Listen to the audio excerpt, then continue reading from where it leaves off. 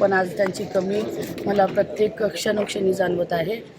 पण शेवटी जे नशिबात असलं ते होतं आणि आलेल्या सगळ्या अडचणींना समोर जात मी ही निवडणूक लढवत आहे.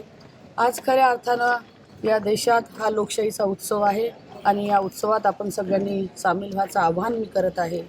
आज भारतरत्न डॉक्टर बाबासाहेब आंबेडकरांनी जे संविधान दिलं, संविधानामुळे आपल्याला जो मतदानाचा अधिकार दिला, तो अधिकार आपण सगळ्यांनी बजावला पाहिजे आणि खऱ्या अर्थानं संविधानाचा आणि लोकशाहीचा सन्मान आपण सगळ्यांनी केला पाहिजे. मतदानाचा अधिकार बजावून लोकशाही जिवंत ठेवायचं, संविधान जिवंत ठेवण्याचं काम आपण सगळ्यांनी केलं पाहिजे.